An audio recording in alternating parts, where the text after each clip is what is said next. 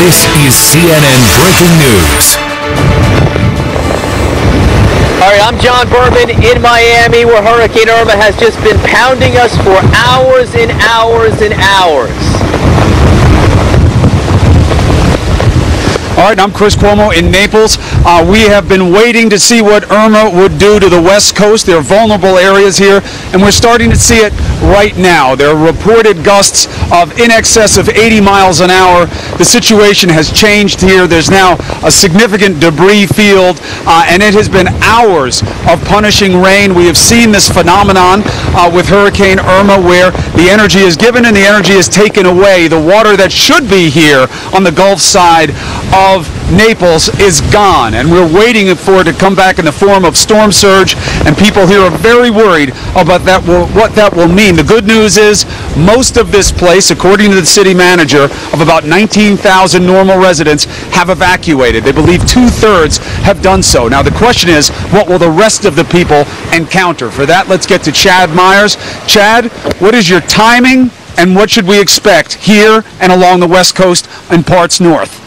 Marco Island getting it right now. The northern eye wall, Chris, you are less than 20 minutes from there as the eye wall moves north at 12 miles per hour. The white area is still the area that's going to pick 100-mile-per-hour winds over 10-second period. It's a gust, 100-mile-per-hour gusts right over Fort Myers, right over Sarasota, Anna Maria Island, right through us, and all the way through Hillsborough County, going to get bump-in-the-night kind of wind. Things are going to be flying around because it's going to be dark. You're going to hear it, but you won't know what it hit. You won't know if it hit your window or not. Stay on the side of your home that's not facing the wind, especially if you don't have storm shutters up, because that's going to be the safest side. Shingles are going to fly off roofs today, and they're going to break windows, and you don't want to be anywhere near that flying glass. There will be some flooding, but that's not truly the issue. The issue today is the wind on the west side and the flooding on the southwest side. There's the eye wall making landfall again. It made landfall in Cudjoe Key into South Keys, the lower Keys,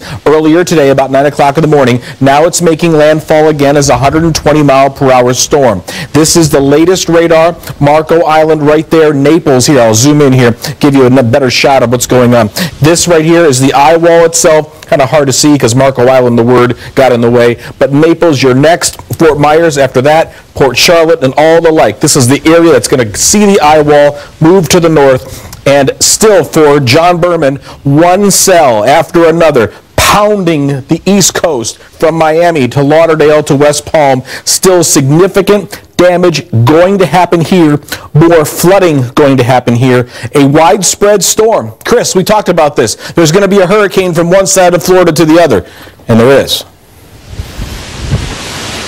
All right, Chad, let me ask you something. You say in about an hour. What about duration? One of the concerns for people here is how much can they take? As you know, very low-lying area here, this entire city.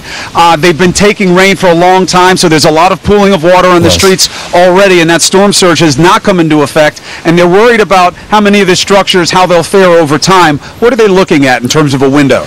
You know, I just tweeted out a man who is on Marco Island and has been showing us video just minute after minute, waiting for it to stop, and it's not stopping. The wind has been over 100 at least, a gust over 100 for 20 minutes. Then I guess we're going to see the eye wall in those shots. You can go onto my Twitter feed and find the link. But then the wind will come in from the other direction. So this will be hours of damaging, punishing winds, at least an hour in the northern and the southern eye wall, because all the cities all the way up the west coast will get eye wall. You'll get northern eye wall, then you'll get calm, and then you'll get southern eye wall, and the wind will come from the opposite direction at the same speed, just about, that the northern eye wall did. Wind coming from both directions. Hard to stay out of that. Hunker down, get in your home, inside of a place where there are no windows if you have.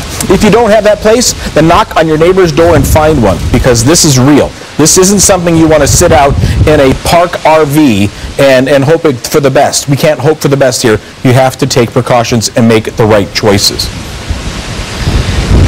And this is why they were asking the government officials for people to evacuate. Certainly that was the case here, and they do believe they got most of the people out.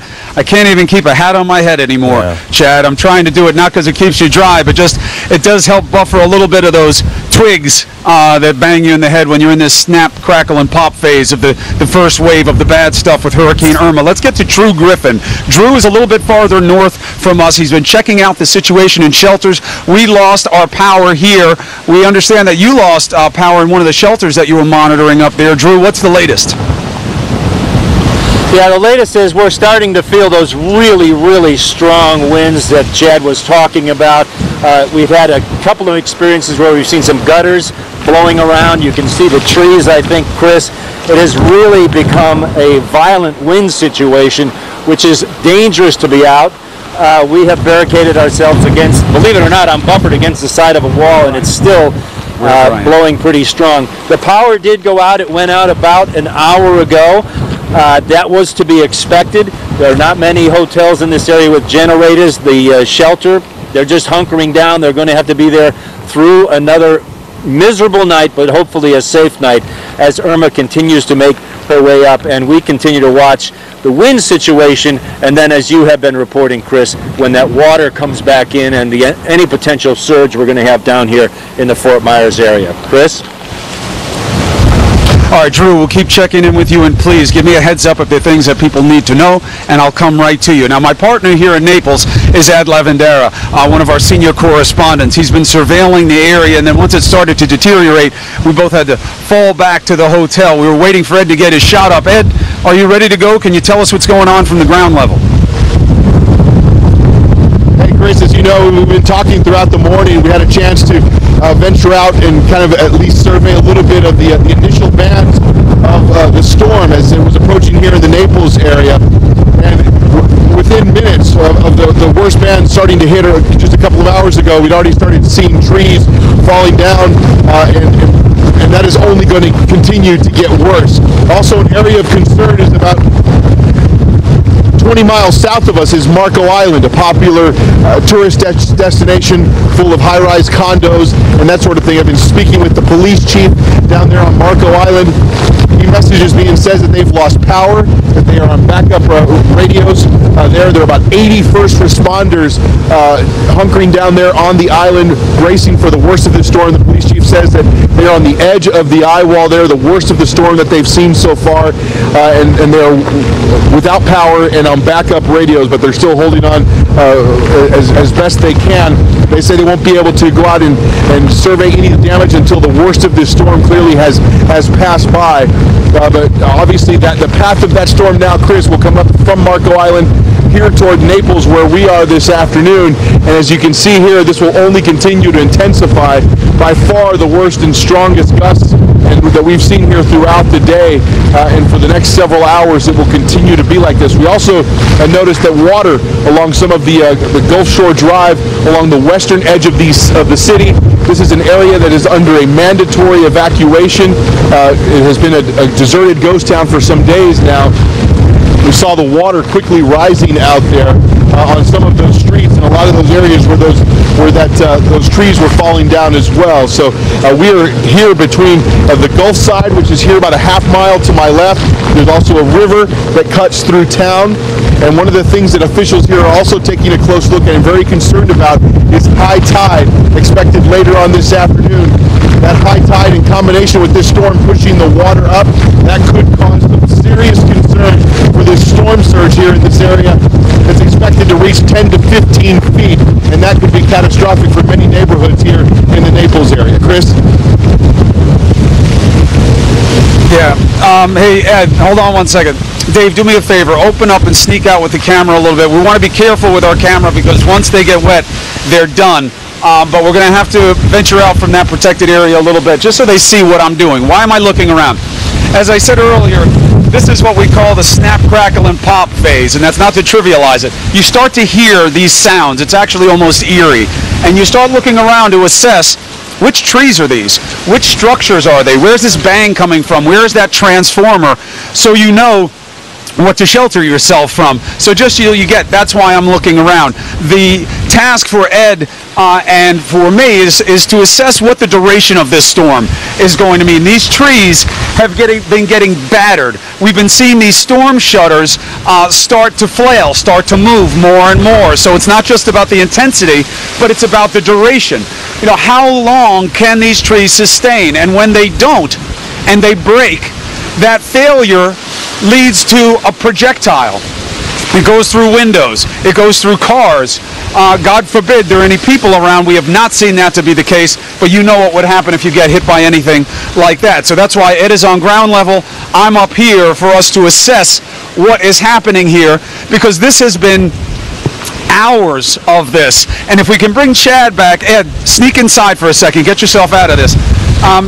Chad, duration and the idea that some of this has been kind of tenderizing to the Naples City area, that while it's been waiting for hours for Irma to come in earnest, it's been getting hit with wave after wave and wind. As I've been watching John and all the correspondents down in the Miami area, it hasn't looked that much worse than what they've had here for about 5 hours. That tenderizing effect. What can you tell us about that?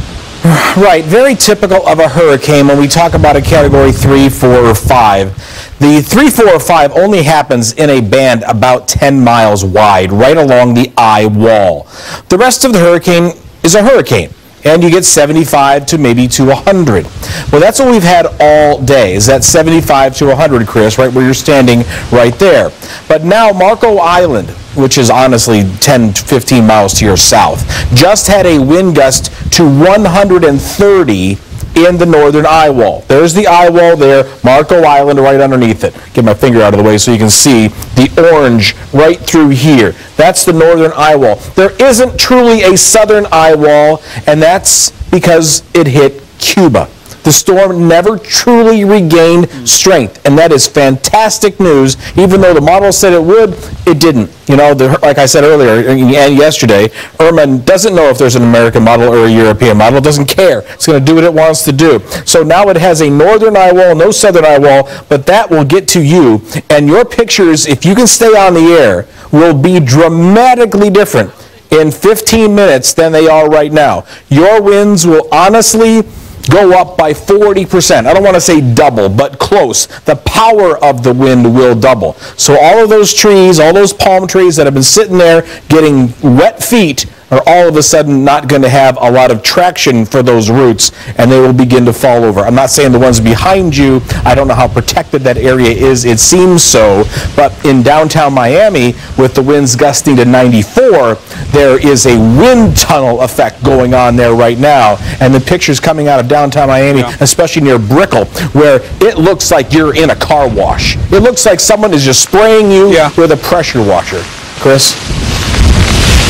Yeah, those are good descriptive phrases, and you know, I have to figure out what that sound is. I don't know if you hear it, but there is a big piece of metal that has something rubbing against it or that's shifting around, and we've been hearing it increasingly, and that's one of the reasons we're looking around. It's certainly not in our proximity. I've been doing this long enough. I have no interest in being a statistic, but we're trying to figure out what it is just so we can assess the risk. And Chad, you know, guys like me and you, I was built to stand in a storm. I do not get shifted by wind very easily, but I have to tell you, this tunnel effect is manifesting itself a little differently here. If Ed Lavandera's shot is still up, Ed, let me know if you can hear me, because, you know, you too, you got a solid base on you, and these little bit taller buildings here, they funnel the wind down into these areas, Chad. Ed, if you can hear me, let me know, because I've been watching on either side of where we're stationed. The wind comes through, and it's like turbocharged through these avenues, and that's where the trees have really been getting plucked off like twigs. And I think that's part of dealing with the topography, you know, that these buildings, like this gust as it comes through now, it's magnified by this channel as it's coming down, and we can see the trees here just not faring as well, the buildings not faring as well, and we'll see what it does over time. Chad, let me give you a little chance here. Dave. All right, so this is an avenue, this is 5th Street, right? And this is Park Street here, 5th Avenue South, Park Street. As this wind comes down, we've been watching. This tree is a shocker. They're very wisely cabled it. Cabled it literally means what it sounds like. There are pieces of wire inside that tree holding it together, as a reinforcement to its integrity. And what a difference it's made. I can't believe it's made it. Because right down the street, Dave, if you can take a cheat, look down the sidewalk, a tree of equal size didn't make it. And now we're getting more of this effect of it. It's coming strong now. I don't know if Chad can give us a reading of what kind of gusts we're getting, but let me tell you, I've been in enough of these.